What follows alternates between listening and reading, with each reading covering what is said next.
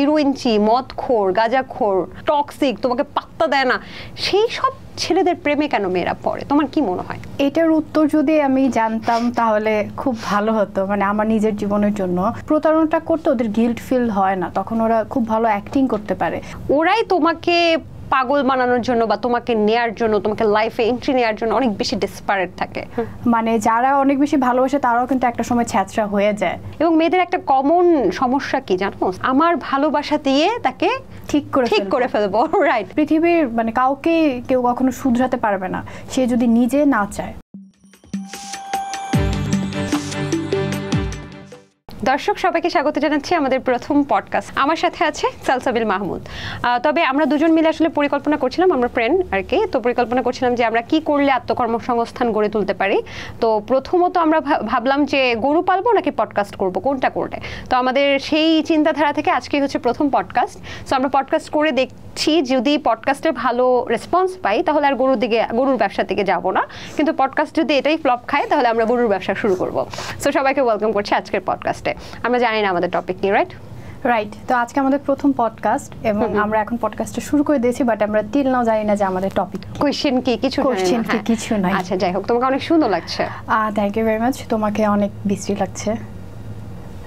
Okay, thank you so much. এই জন্যই তুমি আমার ফ্রেন্ড, কারণ তুমি সত্যি কথা বলো। এনিওয়েজ, ব্যাপারটা হচ্ছে আমার এখানে স্ত্রী ছিল না, তাই আমি আর কি এই যে ড্রেসটা পরছি। আচ্ছা সালসাবিল, কেন মনে হয় যে মেয়েরা সবসময় শুধু ছ্যাঁচড়া, প্রতারক, বাটপার, চিটার, পাগল, তারপরে হিরোইনচি, মদখোর, গাঁজাখোর, তারপর হচ্ছে ইমোশনালি কষ্ট দিয়ে যারা তোমার জীবনকে ছেঁড়াবেড়া করে দেয়, যারা টক্সিক, তোমাকে পাত্তা দেয় না, সেই সব ছেলেদের প্রেমে কেন মেয়েরা পড়ে? তোমার কি মনে হয়? এটার উত্তর যদি আমি জানতাম তাহলে খুব ভালো হতো, মানে আমার নিজের জীবনের জন্য। বাট আমি জানি না উত্তর। বাট মেবি ওরা দেখা, যে বললা না যে প্রতারক বা টু ফেসড, তো দেখা গেছে যে ওদের প্রতারণাটা করতে ওদের গিল্ট ফিল হয় না, তখন ওরা খুব ভালো অ্যাক্টিং করতে পারে।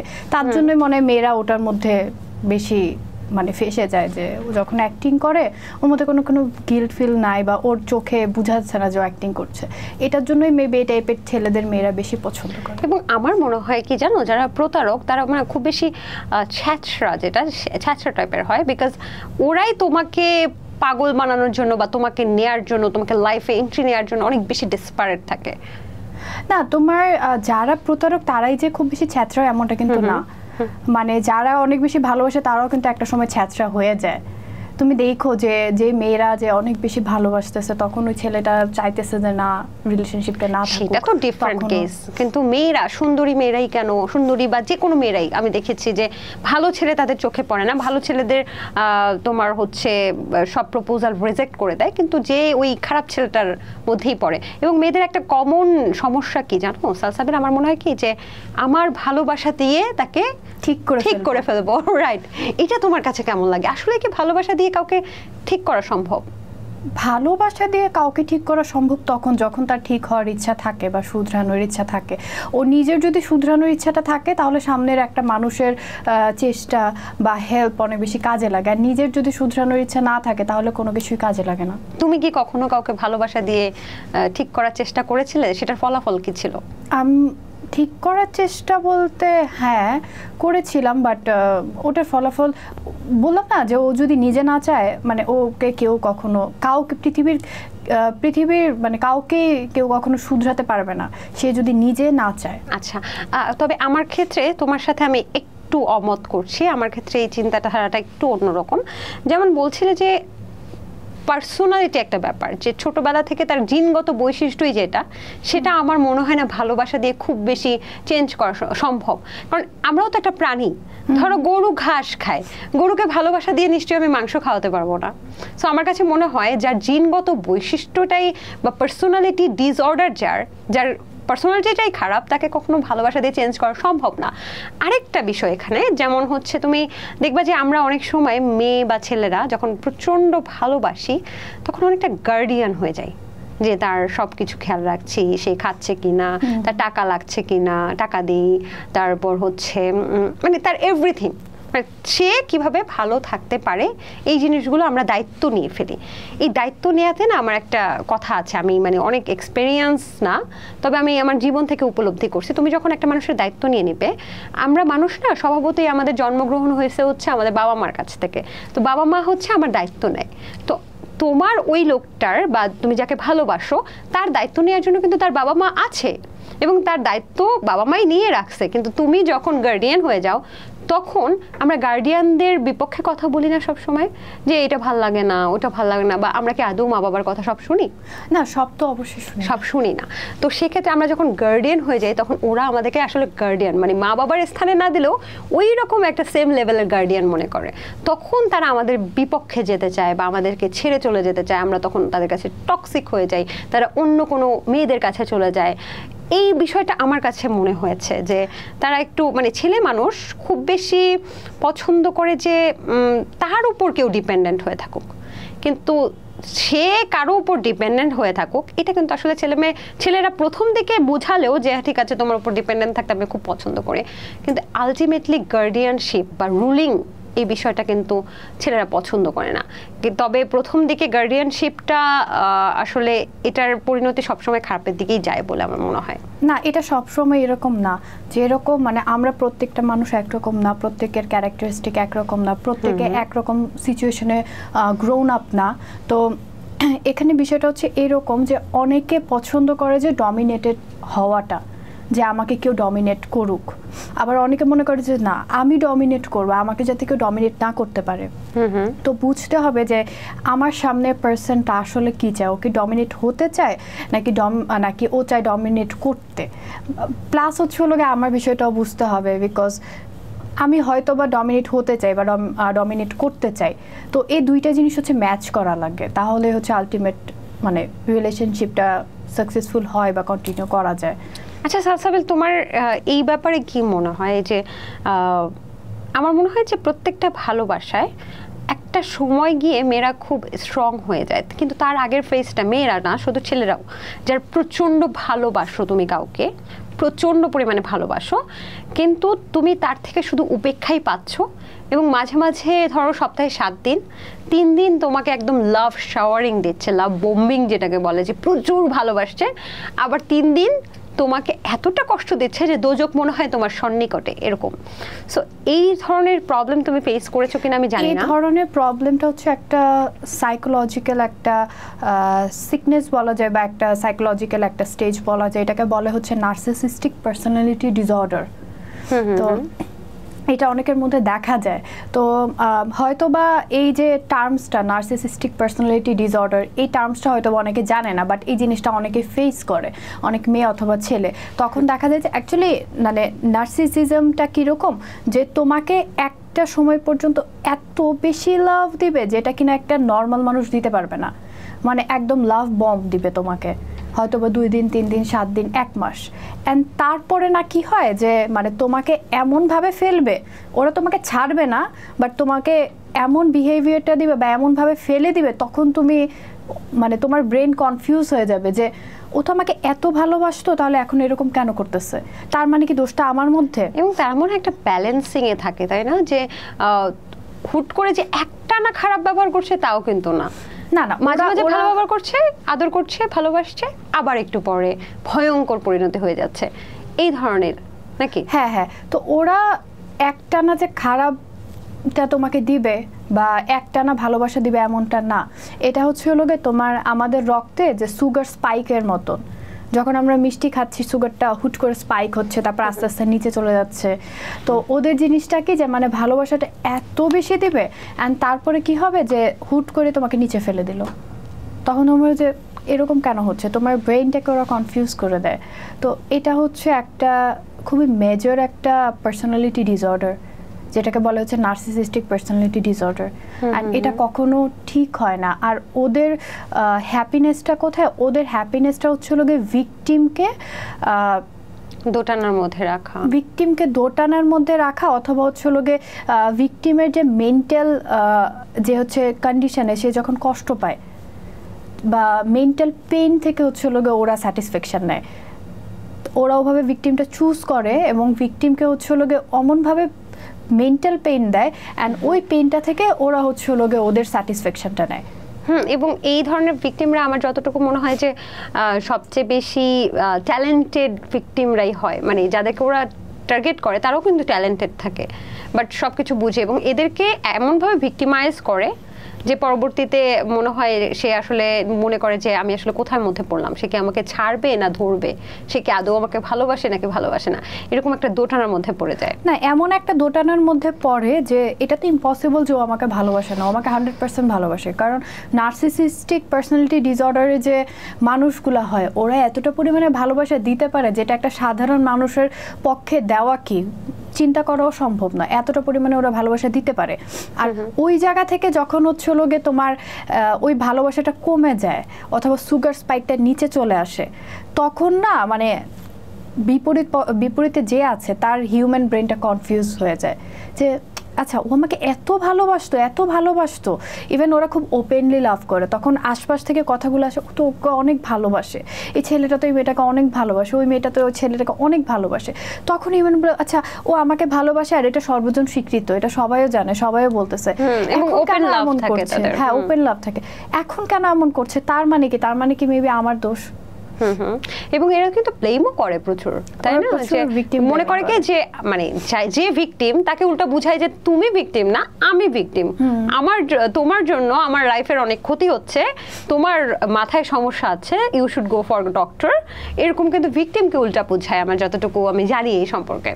সো কি মনে হয় তাহলে যারা নার্সিসিস্টিক পার্সোনালিটি ডিসঅর্ডার এই রিলেশনশিপটাতে আছে, বা অনেকে এই টার্মসটা বুঝবেন, আমি বুঝিয়ে দিচ্ছি, এমন একটা পরিস্থিতি যেখানে আপনি বুঝতেই পারছেন না সেই মানুষটাকে আদৌ আপনাকে ভালোবাসে কি ভালোবাসে না, কখনো সেই মানুষটার সাথে একদম হ্যাভেনলি ফিলিং পাচ্ছেন, আবার কখনো সেই মানুষটা আপনাকে দোজকের ফিলিংও দিয়ে দিচ্ছে, আপনি একটা দোটানার মধ্যে পড়ছেন যে আপনি কি করবেন, আপনি সম্পর্কটা থেকে বেরিয়েও আসতে পারছেন না, কারণ ওই যে হ্যাভেনলি ফিলিং দিয়ে কিন্তু আপনাকে ট্রমা বন্ডে একদম আটকে রাখছে। আবার যখন আপনি সম্পর্কর ভেতরে যখন ভেতরে ঢুকতে চাচ্ছেন তখনও আপনাকে অ্যাকসেপ্ট করছে না, কারণ আপনি যখন অতিরিক্ত আবেগ দেখাচ্ছেন তখন সে আপনাকে সাইলেন্ট ট্রিটমেন্ট দিচ্ছে। Do you know about silent treatment?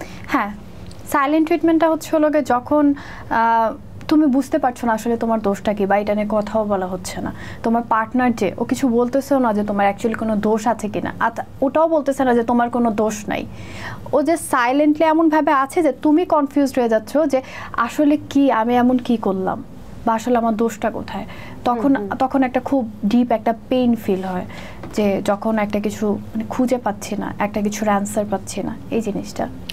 মোট কথা হচ্ছে নার্সিসিস্টিক পার্সোনালিটি ডিসঅর্ডারদের সাথে যৌক্তিক কোনো কনভারসেশনে তুমি যেতে পারবে না, যে এই যে আমাদের একটা আনস্টেবল রিলেশনশিপ, এটাকে আমরা ঠিক করব, চলো আমরা একসাথে বসি, আমার দোষ এটা কি তোমার দোষ, আমরা বসে ডিসকাস করি, এই যৌক্তিক কনভারসেশনে ওরা কখনো তোমাকে যাবে না, তুমি গেলেও ওরা হচ্ছে চুপ করে থাকবে, তখন ওরা এরকম কোনো কনভারসেশনে যাবে না। কেন? কারণ ওরা তো হচ্ছে তোমার পেইন থেকে স্যাটিসফ্যাকশনটা নেয়, আর এটা নিয়ে যদি কথাই হয়ে যায় তখন তো তুমি হচ্ছে আর কনফিউজ থাকলা না, তখন তো তুমি পেইনটা ফিল করতেছো না, তখন হয়তো তুমি জানো যে না আমার কোনো দোষ নাই, অথবা জানো যে আমার এই দোষ আছে, আমি এটা সলভ করে ফেলবো, তখন তুমি একটা ক্লিয়ার মেন্টাল স্টেজে থাকো যে আমার এটা দোষ, ও বলছে আমাকে, আমি এটা সলভ করে ফেলবো। তাহলে ওরা কি ধোঁয়াশা তৈরি করে? ওরা জাস্ট মেন্টাল একটা পেইন ক্রিয়েট করে যেখানে তুমি জানো না বা তুমি ডিসাইড করতে পারো না যে আসলে কি আমার দোষ না ওর দোষ, নাকি কি হচ্ছে, কেন ওকে ভালোবাসে নাকি বাসে না, ও তো অবশ্যই ভালোবাসলে এখন কেন এমন করছে, বা আমি কি আসলে এত ভ্যালুয়েবল একটা ভালোবাসা আমি কি কোনো কারণে নষ্ট করে ফেললাম, এমন কিছু করলাম, দোষটাকে আমার, কিন্তু আসলেও মানে অনেকক্ষণ চিন্তার পর আমি কোনো দোষ পাচ্ছি না, মানে মানুষটা দোষ করছে, মানুষটা কষ্ট দিচ্ছে কিন্তু নিজে স্বীকার করছে না, উল্টা তোমাকে এমনটা ফিল করাচ্ছে যে you are the guilty and তোমার জন্যই এত কিছু হচ্ছে রিলেশনশিপে। মজার কথা এরা কিন্তু আবার ছাড়েও না, না ওরা কখনো ওদের ভিকটিমকে ছাড়ে না, এটা কখনোই পসিবল না, ওরা ওদের ভিকটিমকে কখনো ছাড়ে না, ওদের ভিকটিমকে ওরা কখনো ছেড়ে যেতে দেয় না। তুমি যখন আবার বের হয়ে আসতে চাবা এরকম রিলেশনশিপ থেকে, তখন দেখবা যে এরা একদম জান প্রাণ দিয়ে দিচ্ছে, তখন ভাববা যে আমার জন্য এত কিছু করতেছে, তাহলে তো আমারই দোষ, হ্যাঁ আমার তো এই রিলেশনশিপ ক্যারি করা উচিত, আবার শুরু করি তাহলে মনে হয় ভালো থাকতে পারবো। বাট এরা তোমাকে ছেড়ে যাবে, কখন জানো তোমাকে একেবারে শুষে শুষে, যে বললা তোমার দুঃখ তোমার কষ্ট থেকে তারা একটা মেন্টাল স্যাটিসফ্যাকশন নেয়, মানে তুমি যত কষ্ট পাবা, এটা আমার কাছে অনেকটা শয়তানের মতো লাগে, আমি সরি মানে ইভিল আইয়ের মতো লাগে, যে তোমার দুঃখ থেকে ও রক্ত শুষে শুষে ওর একটা আনন্দ লাগতেছে। সো যখন ছেড়ে যাবে, কখন ছেড়ে যাবে জানো, তারা যখন নেক্সট ভিকটিম পেয়ে যাবে। হ্যাঁ মানে ওরা কিন্তু চিটও করে অনেক, না চিট করে বিকজ ওরা যাতে তোমাকে মেন্টাল পেইনটা দিতে পারে। কারণ চিটিং এমন একটা থিং যেটা কিনা অপরজনকে সর্বোচ্চ পরিমাণে পেইন দেয়, আমার পার্টনারকে অথবা যার সাথে যে রিলেশনশিপ আছে। তো চিটিংটা এটা ওদের জন্য খুব নর্মাল একটা বিষয়, এটা ওরা করবি, এর থেকে অনেক বড় জিনিসগুলো করে। আচ্ছা যাই হোক, ধরো এখন তুমি অলমোস্ট লাইক 20s আছো, কাজ করতেছো, মিডিয়াতে কাজ করতেছো, অনেক বেশি প্রেশার, অনেক বিজি থাকো। আগে তুমি একটা লাইফে যখন ছিল, তুমি স্টুডেন্ট ছিলা, কলেজে বা স্কুলে পড়তা, তো তোমার ওই সমৃদ্ধিটা আর এখনের আজকের যে সমৃদ্ধি কাজ করতেছে, এত কিছু করতেছে, এই দুইজনের মধ্যে কি পার্থক্য? অনেক পার্থক্য না, বা ইমোশনাল কি পার্থক্য আছে? ওই সময় কি চেতা বা কি মনে করতে, এখন কি চাও বা কি মনে করো? সালসাবিল, আমার মনে হয় কি, আমি এটা খুব বিশ্বাস করি, তুমি যখন একদম ছোট থাকবা বয়সে, তখন প্রথম যখন কাউকে খুব বিশ্বাস করবা, ভালোবাসবা, প্রথম যখন তোমার মনটা ভেঙে যাবে না, সেই মনটা অনেক বেশি তোমার নরম থাকবে, অনেক বেশি তোমার ইনোসেন্ট থাকবে। ওই মনটা একবার যখন ভেঙে যাবে, লাইফটা একদম টার্নিং পয়েন্টের মতো ঘুরে যাবে। মানে ওই মনটাকে যতবারই ভাঙো, লাভ হবে না কিন্তু। সো তুমি দেখো, তোমার লাইফের ফার্স্ট যখন তুমি হার্ট ব্রোকেন হও, ওই ফিলটা, ওই কষ্টটা কি আর কখনো বিগত যতবার হার্ট ব্রোকেন হবা তুমি কি ফিল করবা? না, মেবি একবারই তো হয়েছে, তো দেখি নেক্সট কি হয়। হ্যাঁ নেক্সট কি হয়। তবে তুমি দেখো, মিলিয়ে দেখো, যতবারই হার্ট ব্রোকেন হবা, যত কিছুই তোমার সাথে ঘটে যাক না কেন, প্রথম হার্ট ব্রোকেনটা তোমার ভেতরে যেমনটা ইম্প্যাক্ট ফেলবে, যতটা কষ্ট দেবে, ওই হার্ট ব্রোকেনটা আর কখনো তোমার জীবনে ইম্প্যাক্ট ফেলবে না। সো ওই সময় কেউ কিছু বললে বা আমাকে যদি কেউ মানে আমার প্রিয় মানুষটার কথাই তো লাগে, কেউ কিছু বললে তো কোনো গায়ে লাগে না। সো কিছু বললে আমি কেঁদে দিতাম, দিনের পর দিন কাঁদতাম। কিন্তু এখন আমাকে 10টা কথা কেউ বললেও, এমনকি আমি যাকে প্রিয় মানুষ যদি কাউকে বলেও থাকি, সেও যদি বলে, I don't care actually. So emotional অনেক পার্থক্য।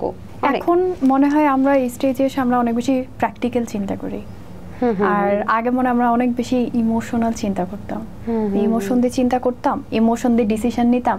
আর এখন হচ্ছে আমরা অনেক প্র্যাকটিক্যাল চিন্তা করি। যেমন এখন আমার জীবনে মানে আমি সবকিছুকে একসেপ্ট করে নিতে শিখছি, আর আমি এটা নিয়ে অনেক বেশি হ্যাপি। কেমন আমি বলি, অ্যাজ লাইক যে ঠিক আছে, আমার আজকে খারাপ দিন গেছে, আমি এটা একসেপ্ট করে নিছি, আমার এটা চিন্তা করে কষ্ট হয় না, বিকজ আমি এটা একসেপ্ট করে নিছি। জিনিসটা খুব সুন্দর যে এরকম হইতে পারে যে আমি সারা জীবন একা থাকবো, তো আমি এটা একসেপ্ট করে নিব, আমি এটা খুব সুন্দরভাবে আমার মধ্যে একসেপ্ট করে নিব।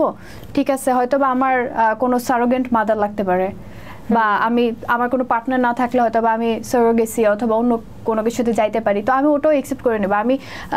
আমি চিন্তা করছি, তুমি যদি কোনো কিছু খুব সিম্পলি একসেপ্ট করে নিতে পারো, তুমি লাইফে খুব হ্যাপি থাকবা।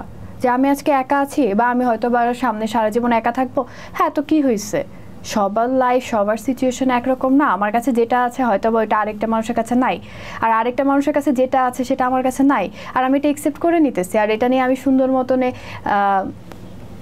পিসফুলি আমি ঘুমিয়ে যাচ্ছি, বা পিসফুলি আমি কাজ করতেছি, কিছু একটা করতেছি, ঘুমাতেছি, রেগুলার লাইফ লিড করতেছি, আমার কোনো কষ্ট হয় না।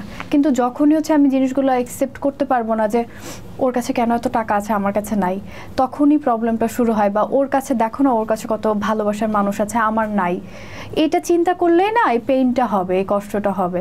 তো তুমি যখন জিনিসগুলো অ্যাকসেপ্ট করতে পারবা জীবনে, তখন তুমি আস্তে আস্তে খুব হ্যাপি থাকবা, খুব পিসফুল একটা লাইফ লিড করবা। এখানে আমার একটা থিওরি আছে যে যত বেশি আশা তত বেশি হতাশা। মানে যেদিন থেকে তুমি তোমার জীবনের এক্সপেকটেশন শব্দটাকে ডিলিট করে দিতে পারবা, তো সেদিন থেকে দেখবা তোমার সব কিছুই ভালো লাগছে, মানে সেদিন থেকে তুমি হ্যাপি একজন মানুষ। তো আমরা যেটা করি, আমাদের ভুলটা কি জানো, আমরা এমন মানুষকে ভালোবেসে ফেলি যে আমাদের সকল এক্সপেকটেশনগুলো তাদের উপর থাকে, যে সে হয়তো আমার জন্য এটা করবে, বা আমি তার উপর এমনভাবে ডিপেন্ডেন্ট হয়ে পড়ি যে আমার ভালো থাকা সে নির্ধারণ করবে। অর্থাৎ সে যদি আমাকে একটা ভালো কথা বলে, তাহলে আমার ভালো থাকা তার উপর ডিপেন্ডেন্ট করবে। সো যেদিন থেকে এক্সপেকটেশন শব্দটা বাদ দিয়ে দিবা তোমার লাইফ থেকে, সেদিন দেখবা যে তুমি লাইফের most happiest person in the world. এবং এমনভাবে কারো উপর ডিপেন্ডেন্ট হয়ে যাবা না যে সেই ডিপেন্ডেন্সি, ধরো তুমি কারো উপর প্রচুর ডিপেন্ডেন্সি হয়ে গেছো, সেটার জন্য মানে সে যে কাজটা করবে সেটার উপর নির্ভর করবে তুমি ভালো থাকবে কি থাকবে না। সে সকালবেলা কেমন ব্যবহার করবে সেটার উপর ডিপেন্ড করবে যে তুমি কেমন আছো বা আদৌ আজকে ভালো থাকবা কিনা। এইরকম ডিপেন্ডেন্সি কিন্তু খুব ভয়াবহ, তোমাকে একদম মারাত্মক ডিপ্রেশনে নিয়ে যাবে। এবং যখন মানুষ বুঝতে পারে যে অপর মানুষটা আমার উপর ডিপেন্ডেন্ট, তখন কিন্তু তোমার মনকে নিয়ে, তোমার লাইফকে নিয়ে একদম ফুটবল খেলা শুরু করবে, অর্থাৎ তোমাকে মেন্টালি কষ্ট দিবে, কারণ ডিপেন্ডেন্ট হয়ে যাওয়া মানেই তোমাকে আয়ত্তে নিয়ে ফেলা। সো আমার মনে হয় যে জীবনটা খুব ছোট, আমরা যা পাবো সেটা মনে করবো আমাদের বোনাস, তবে এক্সপেকটেশন রাখা যাবে না। যদি এক্সপেকটেশন ছাড়াও কেউ আমার জন্য কিছু করে, ওটা এখন আসলে বোনাস হিসেবে দেখি। সো এক্সপেকটেশন আমার লাইফ থেকে একেবারেই আমি ক্লোজ করে দিছি। না, আমি এই দিক দিয়ে তোমার মানে তোমার এই কনভারসেশনে দ্বিমত পোষণ করবো। মানে আমি এটা অ্যাগ্রি করি না কেন, কারণ আমরা তো মানুষ, আমরা তো হিউম্যান বিং, আমাদের এক্সপেকটেশন থাকবে নিজের কাছ থেকে হ্যাঁ, আমি ওটাই বলছি যে আমাদের এক্সপেকটেশন থাকবে, আমাদের আশা থাকবে, আমরা আশা নিয়েই বাঁচি যে হয়তো বা জীবনে একদিন এটা হব, সেটা হব, এটা করব, সেটা করব, হয়তো বা জীবনে একদিন পাশে এই মানুষটা থাকবে। তো এই আশাগুলো নিয়ে না আমরা মানুষরা বাঁচি, তারপরে হলো না হলো এটা পরের ব্যাপার। কিন্তু প্রবলেমটা তখন হয় যখন এক্সপেকটেশন ফুলফিল না হয়। তো আমার কাছে মনে হয় তোমার এক্সপেকটেশন থাকুক, অ্যান্ড ওটা যদি তোমার এক্সপেকটেশনটা যদি ফুলফিল নাও হয়, তোমার এক্সপেকটেশন অনুযায়ী কোনো কিছু কাজও না হয়, তাহলে যাতে তুমি ওটা নিয়ে কষ্ট না পাও। এক্সপেকটেশন অবশ্যই নিজের উপর আছে, মানুষের প্রতি যখন থেকে এক্সপেকটেশনটা ফেলে দিবা তখন তুমি দেখবা তুমি হ্যাপিয়েস্ট। আর আমার কাছে মনে হয় যে কাউকে, অন্য একটা মানুষকে মানে তোমার হ্যাপিনেসের একটা বোঝ দিয়ে দেওয়া, যে আমার হ্যাপিনেসের দায়িত্ব তোমার, এইটা না মানে ওই মানুষটার জন্য কষ্ট, আমার জন্যও কষ্ট। সুন্দর রিলেশনশিপ ওইটাই যেখানে হচ্ছে লোকে তুমি আমার হ্যাপিনেসের জন্য রেসপন্সিবল না, আমি তোমার হ্যাপিনেসের জন্য রেসপন্সিবল না, বাট আমরা দুজন একসাথে হ্যাপি। আই গেস ওই রিলেশনশিপটা সুন্দর।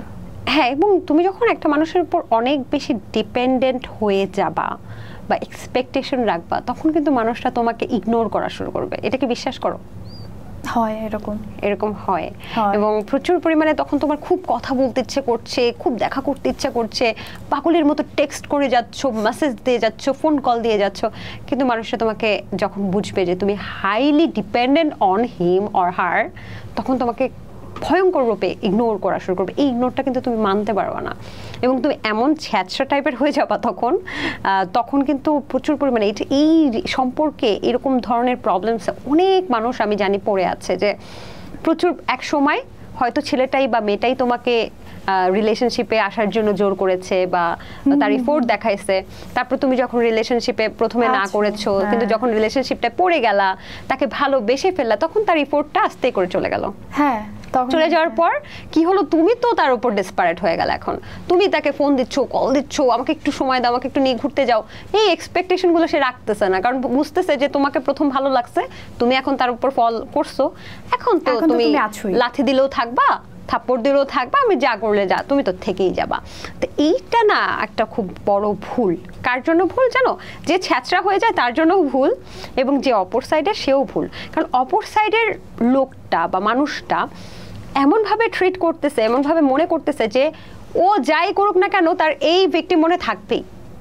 কিন্তু আসলে কিন্তু এটা হয় মেয়েদের ক্ষেত্রে বেশি হয়, যে মেয়েরা যখন এরকম প্রচুর টাইম চায় বা প্রিয় মানুষটার কাছ থেকে, মানে মেয়েরা না মানতে পারে না যে ও আমার উপর এতটা ইফোর্ট দিল, আর এখন এসে বলতেছে যে তুমি আমাকে সময় দিচ্ছ না, এখন তুমি আমাকে ইগনোর করতেছো। সো মেয়েরা এটা না মানতে পেরে যখন ছ্যাঁচড়া হয়ে যায়, তখন আস্তে আস্তে আস্তে আস্তে এটা কিন্তু একটা লং ফেজ। এই সময়টা একটা মেয়ের জীবনে সবচেয়ে কষ্ট হয়। আমরা ফিজিক্যাল পেইন কিন্তু দেখতে পারি সালসাবিল, আমরা কিন্তু ভেতরের পেইন দেখতে পারি না। এই সময়টা একটা মেয়ে বা একটা ছেলের জন্য সবচেয়ে ভয়ঙ্কর সময়, মানে সে না পারতেছে সইতে, না পারতেছে মানতে। তো এই সময় যেটা করতে হয়, যেটা হয় আর কি অ্যাকচুয়ালি, এই ভালোবাসার মানুষটা যে আসলে প্রচুর পরিমাণে এক্সপেকটেশন রাখছে বা প্রচুর পরিমাণে সময় চাচ্ছে, এই মানুষটা কথা বলতে বলতে, চিৎকার করতে করতে একসময় অভিযোগ করা বন্ধ করে দেবে। বাউন্ডারিজ একটা কিন্তু হ্যাঁ একটা লিমিটেশনস থাকে। যখন অভিযোগ করা বন্ধ করে দেবে, তখন এই মেয়ে বা এই ছেলেটা এতটা শক্তিশালী হয়ে যাবে মেন্টালি, যে ওই ছেলেটা আবার যদি ফিরেও আসে, ওই ছেলেটার সময় বা ভালোবাসা কোনো কিছুই সে আর চাইবে না। এবং এটা দেখবা যে মেয়েটা তখন খুবই পাওয়ারফুল হয়ে যাবে, বা ছেলে বা মেয়ে যেই হোক না খুবই পাওয়ারফুল হয়ে যাবে, তখন কিন্তু সে আর ছ্যাঁচড়ামি করবে না, এবং এই ছ্যাঁচড়ামির জন্য একটা সময় সে খুব গিলটি ফিল করবে যে আমি কেন এত ছ্যাঁচড়ামি করলাম। বাট এটা কিন্তু কন্ট্রোলের বাইরে, আসলে এই ভালোবাসার ছ্যাঁচড়ামিটা অনেক সময় ন্যাচারালি চলে আসে। বাট আমি এই মেসেজটা দিতে চাই সেই মানুষগুলোর জন্য যারা মনে করে যে পটিয়ে ফেলেছি, ঠিক আছে এখন ইগনোর করতেছি, এখন তো থাকবেই, এটা একটা ভুল ধারণা। প্রত্যেকটা মানুষের একটা লিমিটেশনস আছে, এই লিমিটেশনসের পরে সে কিন্তু এমন শক্ত হয়ে যাবে তুমি গিয়ে পায়ের কাছে পড়লেও সে তোমাকে আর অ্যাকসেপ্ট করবে না। সো ওই রকম লিমিটেশনসের মধ্যে নিয়ে যেও না কাউকে, যে তোমার জন্য যে ভালোবাসাটা সেটা লিমিটেশনসে পৌঁছে যায় এবং প্রচন্ড পরিমাণে শক্ত হয়ে যায়। আমার মনে হয় তোমার সাথে এরকম হয়েছে নাকি? তুমি কথাগুলো বলছো এন্ড লাইক খুব চোখে খুব আগুন ছিল, তোমার সাথে কি হয়েছে এরকম? হয়েছে কি হয়েছে না সেগুলো আমরা আজকে না বলি, সেটা সব যদি বলে দেয় তাহলে কেমন হবে বলো। ওকে ওকে, তো আচ্ছা তো আমার কোশ্চেন ছিল তোমার কাছে, হ্যাঁ তোমার সাথে তো অনেক কিছু হয়েছে না, তো এখন মানে যেই জিনিসটা সবচেয়ে বেশি দেখি যে এই প্রেজেন্টটা তো উল্টাপাল্টা কোশ্চেন করে, এই প্রেজেন্টটা তো এই কোশ্চেন করে, এই প্রেজেন্টটা তো সেই কোশ্চেন করে, তো আমাকে এই কোশ্চেনের আমি অনেক কিছুটা জানি ব্যাক সাইডের স্টোরি, তো আমাকে একটু বলো আজকে ক্যামেরার সামনে একটু বলো তোমার এইসব কোশ্চেনের রহস্যটা কি? কোন সব কোশ্চেন? আমার কাছে না সবচেয়ে মজা লাগে কি জানো সালসাবিল, যখন একটা মানুষ এসে আমাকে জিজ্ঞেস করে যে আপনি তো কি অ্যাটাকিং কোশ্চেন করেন, আপনি তো ভয়ঙ্কর কোশ্চেন করেন, আমি নাকি নাস্তো বোধ করি, কি করি এগুলো বলে, তখন অবাক লাগে। আমি জিজ্ঞেস করি যে আচ্ছা আপনি আমাকে একটা অ্যাটাকিং কোশ্চেনের বর্ণনা দেন, বলতে পারে না। তো কথা হচ্ছে আমার দুঃখ কি জানো, মানুষ না দেখে মন্তব্য করে দেয়, অমুকে বলেছে অমুকে বলেছে অমুকে বলেছে, এগুলো শুনে শুনে মন্তব্য করে দেয়। আর দ্বিতীয় কথা হচ্ছে আমি সাধারণত সেন্স অফ হিউমার নিয়ে কাজ করি। ধরো তোমার সাথে আমি যদি বলি প্রিয় দর্শক এখন আমাদের সাথে আছে সালসাবিল, আমরা যদি এই ধরনের কথা বলতাম আদৌ কি মজা লাগতো? আমরা যদি একটু দুষ্ট করে বা মিষ্টি করে কথা বলি, এটা দ্যাট ডাজন্ট মিন যে এটা একটা অশ্লীল কথা হবে, তা না, মজা করে কথা বললাম। তারপরেও যে কিছু কোশ্চেন খুব বেশি পপ আপ করে সোশ্যাল মিডিয়াতে, হ্যাঁ কোন ধরনের কেটে নিয়ে আসে সোশ্যাল মিডিয়া, ধরো হচ্ছে সোশ্যাল মিডিয়াতে সুগার মাম্মি, সুগার ড্যাডি, আরো অনেক এই প্রসঙ্গটাতে এখন এটার একটু রহস্যটা তুমি বলো। সুগার মাম্মি যে বিষয়টা, সেটা হচ্ছে একটা কি দুটো প্রোগ্রামে গেস্ট নিজের মুখ থেকে সুগার মাম্মি কথাটা আসছে, এবং তারপর আমি জিজ্ঞেস করছি এটা মানে কি। তো এখন দুটো একটা কোয়েশ্চেনে তোমার এই ধরনের টপিক চলে আসতে পারে, এমন তো না এটার মানে বানাইছে আমি, সুগার মামি কি টপিকটা বা কনসেপ্টটা আমি বানাইছি না, তুমি বানাও নাই, বাট এই জিনিসগুলা নিয়ে কি বা তুমি কি কোশ্চেন করবা এগুলা নিয়ে কি শো শুরু হওয়ার আগে বিহাইন্ড দ্য ক্যামেরা কোনো কথা? অবশ্যই আরে বাবা, আমার প্রত্যেকটা গেস্ট আমি জানি, দেখো আমি যদি গেস্টের সাথে আলাপ না করে থাকতাম, you were my guest, one of my guest, আমি যদি গেস্টের সাথে আলাপ না করতাম তাহলে তো গেস্ট আমার পরবর্তী প্রোগ্রামে আর আসতো না। একই গেস্ট বারবার কিভাবে আসে, এই প্রশ্নের উত্তর দাও। দ্বিতীয়ত গেস্ট যদি আমি এরকম অসম্মানিত করে মানে ভাগাই দিতাম, তাহলে এই গেস্টরা তো আমার বিরুদ্ধে ভিডিওতে আসতো বা পোস্ট করতো, যে আমাকে চলে যেত, হ্যাঁ আইনি প্রক্রিয়ায় চলে যেত যে আমাকে নিয়ে সমৃদ্ধি এরকম করছে। এখন আপনাদের মানে তোমাদের জ্বালায় আমি কি করে গেস্টের ভিডিও করে কি, আপু আপনি কিন্তু সব প্রশ্ন দিছেন, আপনি সব আপু আপনি কিন্তু সব প্রশ্ন জেনে আসছেন, আসলে কি শেষ করতে দাও যে আপনি সব প্রশ্ন জানেন এবং বুঝে প্রোগ্রাম করছেন, আপনি কি কোনোটাতে বিব্রত হয়েছেন? মানে না আমি বিব্রত হই নাই। সব এখন আমি ভিডিও রাখতেছি আপনাদের মানে ভয়ঙ্কর দাবানলের আঘাতে পড়ে, কিন্তু বেসিক্যালি গেস্টের পারমিশন ছাড়া আমার প্রত্যেকটা জায়গায়, প্রত্যেকটা মিডিয়া হাউস থেকে শুরু করে আমি যতগুলো টেলিভিশনে আছি, গেস্টের পারমিশন ছাড়া একটা ওয়ার্ড অন এয়ার হবে না, এরকম চুক্তি করা আছে তাদের সাথে আমার। গেস্ট যদি বলে ওটা কেটে দেবা, ওটা কেটে দেবে, পৃথিবীর কোনো শক্তি নেই ওটা অন এয়ার করার। যদি এরকম হতো তাহলে নিশ্চয়ই গেস্টরা আমার বিরুদ্ধে লাইভে আসতো, গেস্টরা হ্যাপি, কিন্তু আপনি ভাবতেছেন আপনাকে অ্যাটাক করে মেরে ফেলছি, তোমাকেও তো অ্যাটাকিং কোয়েশ্চেন করছি, করি নাই? হ্যাঁ, তো এটা কি আমাদের প্রি প্ল্যান ছিল না? না আমি তুমি আমাকে কোশ্চেনগুলো দিয়ে দিছো, আগের দিন রাতে দিয়ে দিছো, তো সবার ক্ষেত্রে কি সেম এরকম হয় যে তুমি কোশ্চেনগুলো আগের দিন রাতে না, সবার ক্ষেত্রে হয় না, আসার পরে কথা বলে নেই। আবার আফটার দ্য শুট কাটার একটা ইয়ে আছে যে আপু এডিট প্যানেলে বলি আপু পুরো প্রোগ্রাম করেছেন, এখন বলেন কোন জায়গাটা ফেলে দিতে হবে, ওনারা আমাকে হাইলাইট করে দেয়, বেশ ম্যাক্সিমাম দেয়ই না, তারপর হাইলাইট করে দেয়, তারপর আমরা কেটে দিই। বা যে কোনো প্রশ্ন, অনেক সময় গেস্ট আমাকে প্রশ্ন দেয়। যেমন আমি একটা তোমাকে ছোট্ট তথ্য দেই, কিছুদিন আগে একটা, আমি নাম উল্লেখ করবো না, একটা কোম্পানির যে কোনো একটা মিডিয়া হাউসের যিনি মূল মাথা, তার একজন বান্ধবী আসছিলেন, এবং সেই বান্ধবী একজন শিক্ষক এবং মডেল এবং হেলথ স্পেশালিস্ট। তো তিনি আমাকে বলেছে যে আমাকে অ্যাটাকিং কোশ্চেন করে এবং উল্টাপাল্টা কোশ্চেন করে ভাইরাল করে দিতে হবে। সো একজন কোম্পানির মাথা, তার বান্ধবী আমাকে যদি এই ধরনের কথা বলে, so what should I do? আমাকে তো অবশ্যই সেটা করতে হবে, বিকজ আমি তো একজন প্রেজেন্টার, চাই তোমাকে ওটাই গেস্ট যেটা চায়, যতটুকু চায়। তো উনি আমাকে প্রশ্নগুলো লিখে দিচ্ছে, আমি করছি। তারপর থেকে মানুষের অনেক কষ্ট, আমি নাকি ওনাকে এত কষ্ট দিচ্ছি, ওই শিক্ষককে, ওই শিক্ষক নাকি মরে, অথচ উনি কিন্তু থ্যাংক ইউ দিয়ে আমাকে শেষ করে বলতেছে। এটা কিন্তু কেউ জানে না। সো এটা একটা মজার কাহিনী আর কি। যাকে এগুলো নিয়ে আর নাই কথা বলি, ভাল লাগে না এগুলো নিয়ে কথা বলতে এখন। না, এটা ক্লিয়ার করে দেওয়া ঠিক ছিল যে তুমি ক্লিয়ার করে দিছো, মানে সব জায়গায় ক্লিয়ার করছে। এই যে কতগুলো সাংবাদিক আছে না, মানে সরি, সাংবাদিকরা অবশ্যই সম্মানের, কিন্তু কিছু সাংবাদিক আছে আমার একটা প্রোগ্রাম দেখেনি, একটা প্রোগ্রাম না দেখে, যেমন একজন সরি আমি বলতে চাই না, একজন ব্যক্তি, সে স্ট্যাটাস দিচ্ছে প্রতিটি পর্বে প্রোগ্রামে সুগার মাম্মি নিয়ে কথা বলে। আরে বেটা, তুই আমার প্রোগ্রাম দেখছিস? তুই দেখা তো, এখন আমি ইচ্ছে করলে মামলা করে দিতে পারি যে প্রতিটি পর্বে কোথায়, তুই বের কর, রাইট? বের তো করতে পারবে না। আর দ্বিতীয় কথা হচ্ছে, এই ধরনের কথা একেবারে না দেখে, না জেনে, না শুনে, আমি অনেক ধরনের প্রোগ্রাম করি। আমি কৃষকদেরকে নিয়ে প্রোগ্রাম করি, গ্রামীণ আঞ্চলিক খাবার নিয়ে প্রোগ্রাম করি, আমি ফুড নিয়ে প্রোগ্রাম করি, সব ধরনের প্রোগ্রাম, রান্না নিয়ে প্রোগ্রাম, রান্না নিয়ে। আমি একজন ভার্সেটাইল উপস্থাপিকা। আর আমি কিন্তু 2 দিনে ভাইরাল হওয়া উপস্থাপিকা না, এটা অনেকে জানে না। আমি 12 বছর মিডিয়াতে কাজ করেছি। আমি একজন রেডিও জকি ছিলাম। রেডিও জকি থেকে আমি এখন কিন্তু 5.5-6 বছর আমি কিন্তু টেলিভিশন উপস্থাপিকা। এবং এর আগেও কিন্তু রেডিও জকির সময় কিন্তু আমি অনেক সময় সেরা রেডিও জকিও ছিলাম। আমার অনেক ফ্যান ফলোয়ার্স ছিল, বহুবার আমি ভাইরাল হয়েছি। 2 দিনের ভাইরাল হওয়ার প্রেজেন্টার কিন্তু আমি না। এইটা একটু ভুল মানুষের, যে মনে করে যে 2 দিন মনে ভাইরাল করে যাচ্ছে। ঠিক আছে, এগুলো কথা বললে অনেক কিছু বলতে চাই না আর কি। আমরা যে টপিকে ছিলাম সেই টপিকে চলে যাই। সম্পর্কে একটা সময় আসে যে একজনকে দোষারোপ করা শুরু করে, ব্লেমিং গেম শুরু করে, যে কিছু হইলেই দোষটা তো তোমার, আবার দোষটা আমার, এরকম করে সারা রাত ঝগড়া করতে থাকে। অনেকে বলে যে সম্পর্কে ঝগড়া হলে নাকি সম্পর্কের মানে ওই সম্পর্ক নাকি একজনকে চায়, বা ওই সম্পর্ক নাকি অনেক ভালো, এই জন্য বেশি ঝগড়া হয়। What you think? এই যে ব্লেমিং করা বা ঝগড়া শেষে তাল গাছটা আমার, একজনকে ব্লেমিং করা, এগুলো কতটুকু? ব্লেমিং করা আসলে কেন হয় জানো? যখন একজন আরেকজনকে বুঝতে পারে না, হ্যাঁ, যে আমি তোমাকে বুঝতে পারতেছি না, তুমি আমাকে বুঝতে পারো না। এর থেকে বড় জিনিস কি, যখন বুঝতে চায় না। ওরা মনে করে যে আমরা যদি একটা সম্পর্কে যখন আছে, আমি যদি খুব ভালো ডিবেট করতে পারি, আমি যদি তর্কে জিততে পারি, তাহলে আমি উইন, মানে আমাদের সম্পর্কটা আমি ভালোবাসার মধ্যে আবার উইন মানে কি একটা অবস্থা কিন্তু নাই।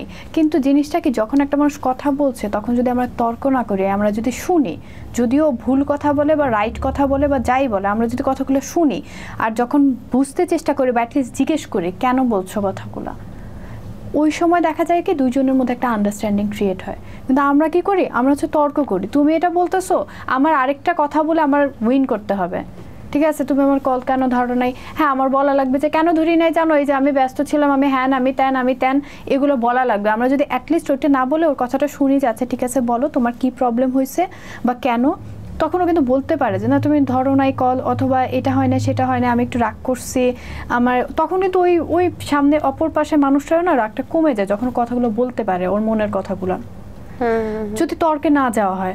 তো এই জিনিসগুলো না অনেক বেশি মানে দরকার। আর যখন হচ্ছে দুইজন মানুষই খুব বেশি মানে ডিবেট করতে চায়, খুব বেশি উইন হতে চায়, একজন আরেকজনের সিচুয়েশনটা বুঝবে না, ওর কথাটাও শুনবে না, ওর কথাটা শুনতে পারে আর আইদার দেখা যাচ্ছে যে ও একটা ভুল কথাই ধরো তুমি একটা ভুল কথা বলছো আমি তোমার সাথে রিলেশনশিপে, হ্যাঁ আমি যদি অ্যাটলিস্ট একটু চুপ করে একটু শুনি, আমার কিন্তু কোনো ক্ষতি হচ্ছে না। আমি যে তোমার ভুল কথাটা শুনি আর আমি কিন্তু পারি যে না তুমি ভুল বলতেছো, এটা তোমার কথার মধ্যেই আমি কথাগুলো বললাম, তখন ওই ডিবেটটা হয়ে গেলো, তর্কটা হয়ে গেলো, আমি জিতলাম, আমার লজিকটা জিতলো। কিন্তু মানে ওই জিনিসটা খুব বেশি দিন মানে এই উইনটা না খুব বেশি দিন উইন থাকে না, সামনের মানুষটা তখন গুড ফিল করে না। তো যখন আমরা একজন আরেকজনের কথা শুনি না, গুরুত্ব দেই না, বুঝতে চেষ্টা করি না, তখনই আস্তে আস্তে রিলেশনশিপটা তোমার খারাপের দিকে যায় বা শেষের দিকে চলে যায় আর কি। তো জিনিস একজন আরেকজনকে বুঝা, ওর কথাটা শোনা, ও ভুল বললেও শোনা, কারেক্ট তুমি পরেও করতে পারবা, এই জিনিসগুলো আন্ডারস্ট্যান্ডিংটা খুব বেশি দরকার। তুমি খুব যৌক্তিক একটা কথা বলেছো যে তারপর এক সময় রিলেশনটা আসলে শেষ হয়ে যায়।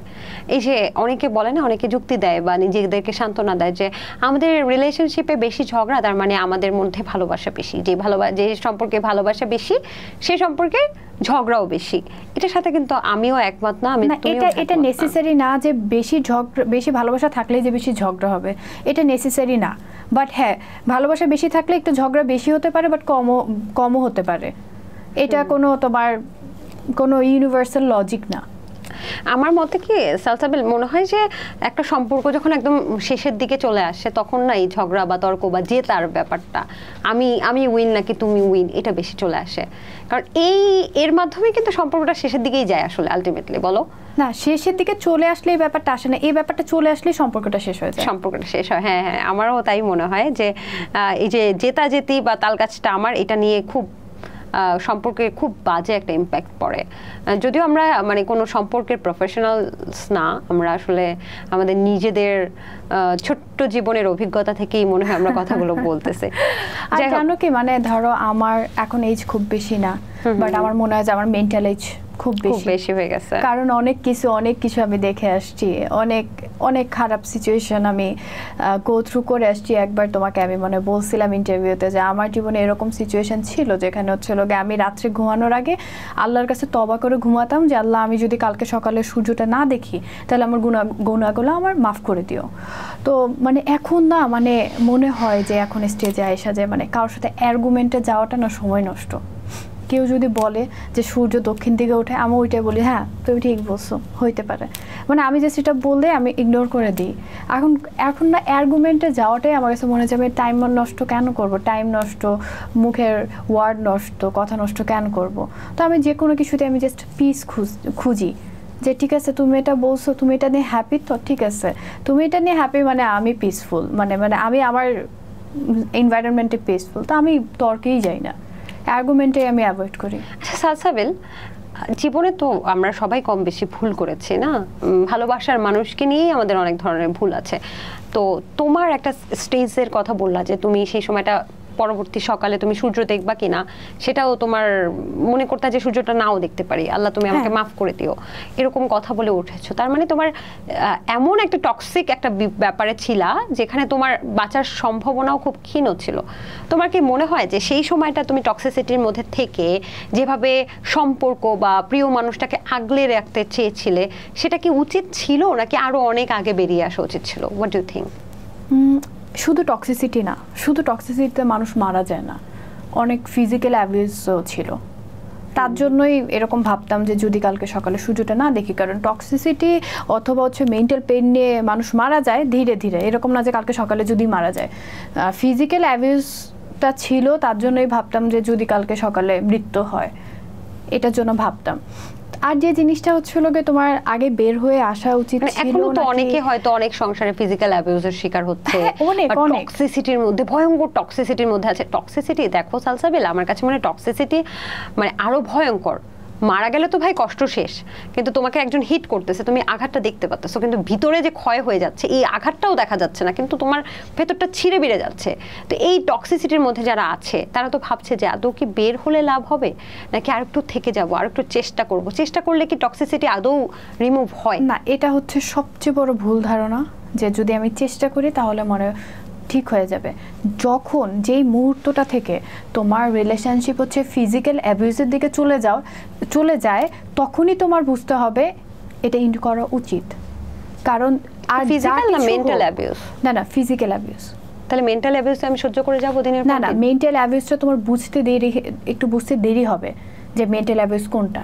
কিন্তু যখনই একটা বিবাহিত সম্পর্ক হোক, একটা গার্লফ্রেন্ড বয়ফ্রেন্ডের সময় যেই মুহূর্তে এটা ফিজিক্যাল অ্যাবিউজের দিকে চলে যায়, তখনই এটা ফুল স্টপ করে দেওয়া উচিত, রাইট নাও, মানে ওই সময়টায়।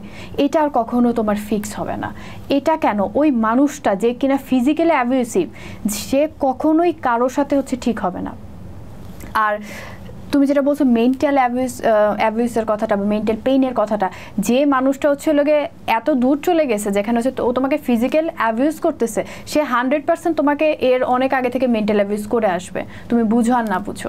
ফিজিক্যাল অ্যাবিউসটা যদি একপাশে বাদ দিই, যে মেন্টাল অ্যাবিউস করতেছে এবং সে দোষটা আমার উপরেই দিচ্ছে, কোনোভাবেই তাকে আমি বুঝাইতে পারতেছি না যে তুমি টক্সিক, তুমি আমাকে টক্সিসিটি দিচ্ছ, নেগেটিভ এনার্জি দিচ্ছ, আর কিছুই দিচ্ছ না, এই রকম পরিস্থিতিতে তাহলে কি করব? কি মনে হয়? না, এটা কখনো হয় না যে তুমি সামনের মানুষটাকে বুঝাতে পারছো না যে তুমি টক্সিক বা তুমি আমাকে টক্সিসিটি দিচ্ছ বা ফিজিক্যাল অ্যাবিউস দিচ্ছ, এটা বোঝানোর কিছু না। ও ঠিকই বুঝেই তোমাকে দিচ্ছে।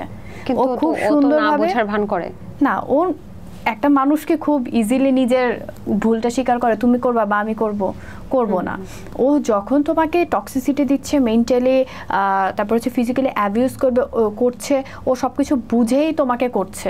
আর এমনটা বুঝাচ্ছে যে ও বুঝতেছে না, তুমি যাতে না বুঝো যে ও বুঝতেছে না ওর দোষটা কি। এই টার্মসটা মানে একটু কঠিন হয়ে গেল, বাট এটা মানে এটাই সত্য যে ও সবকিছু বুঝেই তোমাকে করছে, টক্সিসিটিটা দিচ্ছে। তখন তুমি যেন বলতেছো তুমি আমাকে টক্সিসিটি দিচ্ছ, তুমি টক্সিক, আর বাবা ও তো জানেই যে ও টক্সিক। তখন একজন ভিকটিম হিসেবে কি করা উচিত? ভিকটিম হিসেবে যে হচ্ছে লোক অ্যাকচুয়ালি হচ্ছে তোমার মেন্টাল অ্যাবিউজ যারা হচ্ছে অ্যাবিউজার, তারা সবকিছু বুঝেই সবকিছু করে। আর ভিকটিমদের তারা ছেড়ে দিতে চায় না, ভিকটিমদের তারা রাখতে চায়। তারা চায় না যে ভিকটিমটা চলে যাক, তো রাখার জন্য যা করা উচিত তারা তা করে। আর ভিকটিমের উচিত যে রিকভার করা। there is a mental sickness called Stockholm syndrome. এটা তুমি জানো কিনা? আমেরিকাতে এরকম হয়েছিল যে একটা মেয়ে কিডন্যাপ হয়েছিল, অ্যান্ড ওর কিডন্যাপার ওকে খুবই ফিজিক্যালি অ্যাবিউজ করতো, ইভেন ওর হাত কেটে দিছিল 2টা।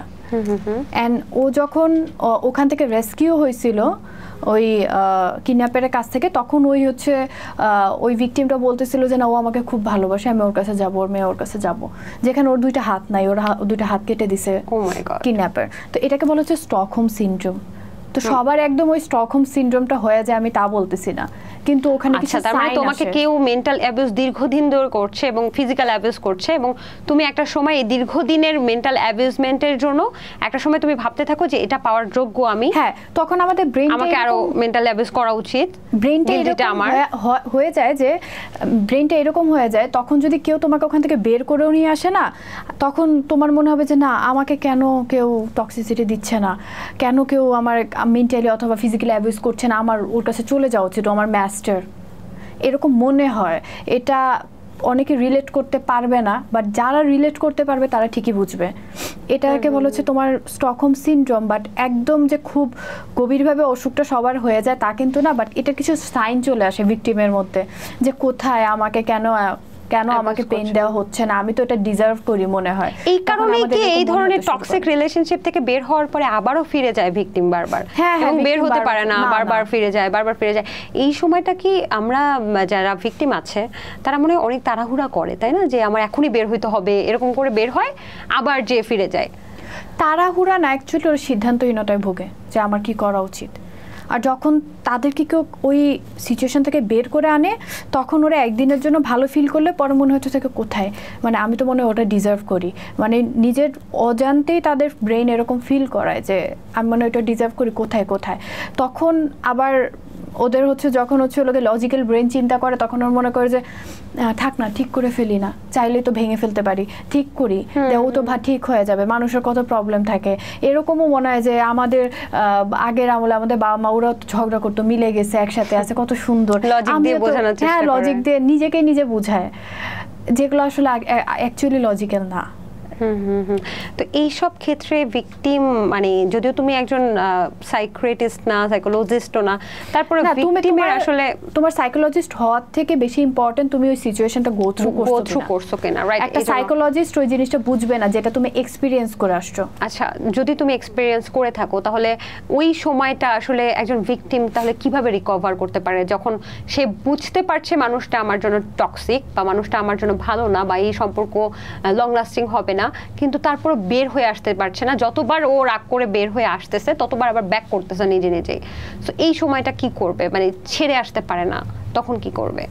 দেখো, আমি তো হচ্ছে লোকে এখানে আমি কোনো সলিউশন গিভার না, বা আমি হচ্ছে লোকে কোনো সাইকোলজিস্ট না। তুমি যেহেতু বাট আমি সিচুয়েশন, আমি আমার এক্সপিরিয়েন্স থেকে যেটা আমি বলতে পারবো সেটা হচ্ছে লোকে আমি ততদিন বের হয়ে আসতে পারি নাই যতদিন না পর্যন্ত আমি আমার প্রবলেমটা আইডেন্টিফাই করতে পারি নাই। আমি যখন থেকে আইডেন্টিফাই করতে পারছি যে হচ্ছে লোকে আমার প্রবলেমগুলো কি বা অ্যাকচুয়ালি আমার মেন্টাল সিচুয়েশনটা কি, আমি অ্যাকচুয়ালি একটা লার্নিং প্রসেস শুরু করছিলাম যে আমি এগুলো নিয়ে পড়বো বা অ্যাকচুয়ালি কি কাদের এই সিচুয়েশনটা গো থ্রু করছে, তাদের আজকের অবস্থা আগের অবস্থা। সো আমি একটা লার্নিং প্রসেস ডেভেলপ করছিলাম, ওখান থেকে আমি সাইকোলজি পড়ছি, বিহেভিয়ার বা আমার সাথে কি কি হয়েছে, এটা কেন হয়েছে বা হিউম্যান বিহেভিয়ার বা অ্যাকচুয়ালি কে ওই মানুষটা সিক নাকি সিক না, আমি অনেক কিছু না মানে পড়াশোনা করছি আর কথা বলছি, প্লাস হচ্ছে লোকে এরকম সিচুয়েশনে কেউ গো থ্রু করছে কিনা ওগুলো নিয়ে দেখছি। ওই সব কিছুর মধ্যে না আমার খুব টাফ হয়েছে এটা থেকে বের হয়ে আসা। ইভেন আমি এখনও জানি না যে আমি বের হয়ে আসছি কিনা, বাট হচ্ছে লোকে এটা অনেক হেল্প করে। তো জিনিসটা কি তোমার জানতে হবে তোমার প্রবলেমটা কি, তুমি কি আসলে কি মেন্টালি সিক কিনা বা কোনো মেন্টাল কোনো সিকনেসের সাইন তোমার মধ্যে চলে আসছে কিনা। তুমি যখন ওটা আইডেন্টিফাই করতে পারবা তখন তুমি খুব ইজিলি ওটা থেকে বের হয়ে আসার তোমার হচ্ছে রাস্তা বের করতে পারবে। মানে তোমার সাথে যেটা হচ্ছে সেই অপর পার্টনারটার আসলে কি পার্সোনালিটি ডিসঅর্ডার সেটাকে আইডেন্টিফাই করে এডুকেট ইয়োরসেলফ, তাই তো? হ্যাঁ, আর নট নেসেসারি যে সবার পার্সোনালিটি ডিসঅর্ডার হবে, সবার কিন্তু থাকেও না। আবার কারো কারোর মধ্যে দেখা যাচ্ছে যে ওর মধ্যে ওই প্রবলেমটা নাই কিন্তু ওইটা কিছু সাইন আছে, ওর বিহেভিয়ারে টক্সিক। আমার মনে হয় নিজের সাথে নিজের কথা বলা হচ্ছে সবচেয়ে বড় সলিউশন। যতক্ষণ পর্যন্ত তুমি নিজে ডিসাইড করতে পারবা না যে তুমি এখান থেকে বের হবা, ততক্ষণ পর্যন্ত তোমার বন্ধু বান্ধব কেউ তোমাকে হেল্প করতে পারবে না। না, কেউই করতে পারবে না, তোমার সাইকিয়াট্রিস্ট বা সাইকোলজিস্টও হেল্প করতে পারবে। আচ্ছা দর্শক, আজকের যে কনভারসেশন আমাদের হয়েছে, আমরা কিন্তু কোনো সাইকিয়াট্রিস্ট, সাইকোলজিস্ট বা কোনো মেন্টাল হেলথ প্রফেশনাল না, বাট আমরা আসলে আমাদের এক্সপেরিয়েন্স থেকে কথা বলেছি। আমরা মানে আমাদের সম্পর্ক হচ্ছে আমরা ফ্রেন্ড, সো এক্সপেরিয়েন্স থেকে আমরা আমাদের পডকাস্ট, আমাদের জীবন নিয়ে কথা বলবো। এরকম যদি এই পডকাস্টটা আপনাদের ভালো লাগে, এর পরের বার আমরা অন্য কোনো টপিক নিয়ে কথা বলবো, না হলে গরুর ব্যবসায় চলে যাবো আসলে। আমার মনে হয় কি মানে আমাদের পডকাস্ট টপিক না কমেন্ট সেকশন থেকে সিলেক্ট করা উচিত। হ্যাঁ, কমেন্ট সেকশনে যেটা দেবে, কমেন্ট সেকশন থেকে পডকাস্ট টপিক উঠে তারপর আমরা পডকাস্ট করব। যদি আমাদের পডকাস্ট ভালো লাগে তাহলে আমরা আরেকটা পডকাস্ট করব, একদম ওটা ভালো লাগলে আরেকটা করব। আর যদি কারো ভালো না লাগে তাহলে আমরা গরুর ব্যবসা শুরু করব। গরুর ব্যবসা শুরু করব, ওটা থেকে তো গাভীও করতে পারে। হ্যাঁ, গাভী, গরু, ওটা থেকে হচ্ছে লোকে বিভিন্ন মানুষের কর্মসংস্থান সৃষ্টি করবে। আমি তো হচ্ছে চ্যারিটি করি, মানে চ্যারিটির সাথে সম্পৃক্ত আছি। তো দেখা গেছে যে গরু টরু কিনলে আমার মেন পাওয়ারও আছে, ওগুলো দিয়ে আমরা। তুমি জানো ভালো গরু চেনার উপায়? পেছনে বাড়ি দিলে বোঝা যাবে। কিছুদিন পরে শুরু হবে গরুর হাটে, তোমাকে মনে দেখা যাবে না? আমাকে দেখা যাবে কেন? তুমি ডাক্তার সাবরিনার সাথে যোগাযোগ করো, উনি গরুর হাটে, প্রত্যেকটা গরুর হাট থেকে লাইভ ভিডিও করবে। আমার মনে হয় যে প্রত্যেকটা গরুর হাতে তোমাকে দেখা যাবে এবার, যে গরুর ইন্টারভিউ। আমাকে কেন দেখা যাবে? গরুগুলোর ইন্টারভিউ নিবা না? গরুর ইন্টারভিউ না, গরুর খামারিদের ইন্টারভিউ নেই। এনিওয়েজ, আজকের মতো আমরা শেষ করছি। তুমি আরেকটা কোশ্চেন আমি তোমাকে দেই, তুমি একটা গাভীর কাছে গিয়ে তুমি মাইক্রোফোনে কোশ্চেন করবে, আপনার কি সুগার ড্যাডি আছে? দর্শক, আল্লাহ হাফেজ, ভালো থাকেন।